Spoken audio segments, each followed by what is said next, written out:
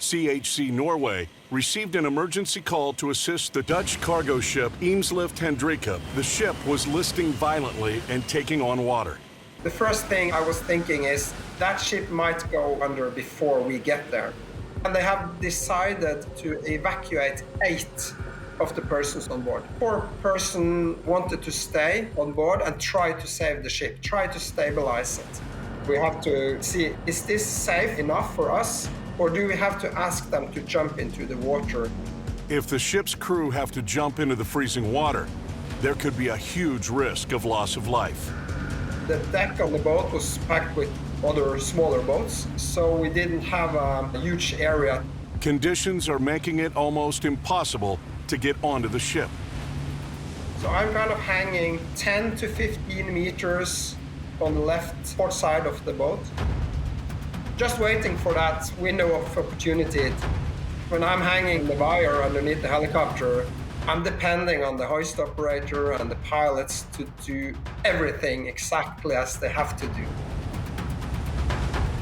The hoist operator, he is both the eyes of the pilot, and at the same time, he has to operate the hoist correctly at the right time.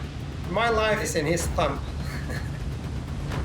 And if he takes that thumb down instead of up, I will smash into the boat.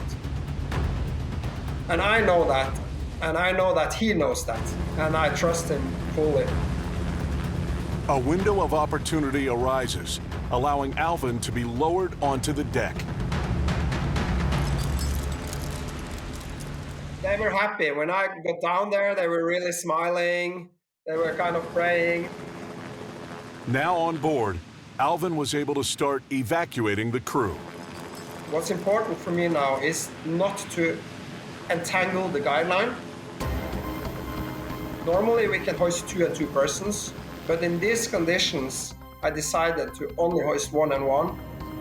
Everything is about timing. The helicopter has to be in position. We have to wait for the calm period. I have to attach the hoist hook exactly when everything is ready and get them out of immediately as I have connected them. Alvin is aware he needs to act quickly, as the boat could capsize at any minute. The rescue was so difficult and the risk was so high, another helicopter had to be called for. In Helicopter 2 is rescue swimmer Hans Jonas Eng. We stayed behind in a holding pattern and just watched them. We were ready if anything should happen. You're always concerned and you always think about your colleagues down on the ship. As Helicopter 2 stands by, Alvin continues to rescue the ship's crew.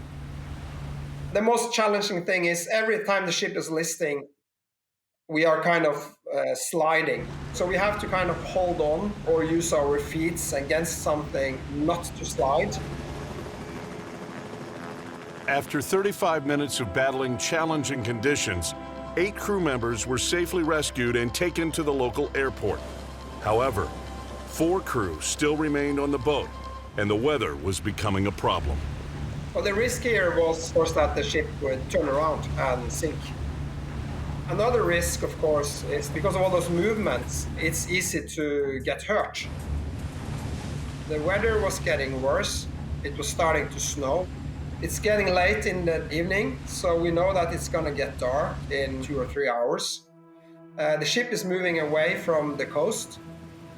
So we kind of told the Joint Rescue Coordination Center that first of all, when it gets dark, we're not able to evacuate. It will be too dangerous in darkness and showers of snow. The ship is moving more. We are kind of very worried for the last 4. We would prefer to evacuate now, as it's still doable. But they say to the captain, within 30 minutes, you have to decide, leave the ship now, or you will be alone during the night. There will not be a rescue helicopter there to help you if something goes wrong during the night, because you're moving away from Norway. We can't reach you. So he's told to take a decision. Leave now or you're on your own. They decide to evacuate. There's no way I could safely get the 4 people on board evacuated from the ship. The risk was just too high.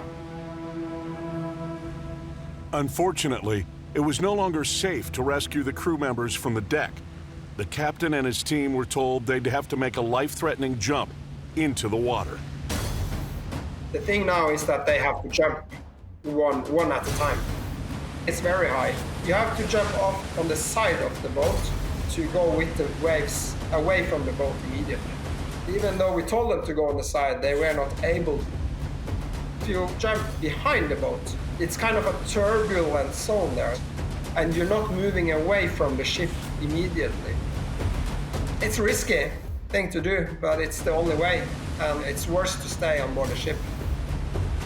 It's going to be very cold in the water, and they're at risk of hypothermia, they're at risk of drowning, they're at risk of asphyxiation.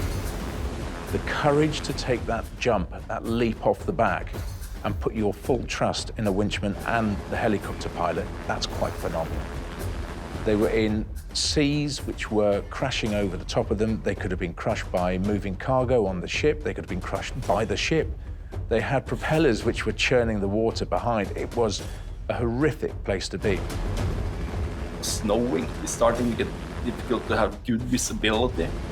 It was a rather high jump, 3 meters or something, into the water. So he jumped, disappeared, and when he got up, he was lying on his stomach, and he didn't move. And I swam for dear life. I swam as hard as I could to get to him, and when I was about 1.5 meters away from him, he lifted his head, and I was kind of surprised. "You're okay?" It's a timing game, and smooth is fast is smooth, so yeah.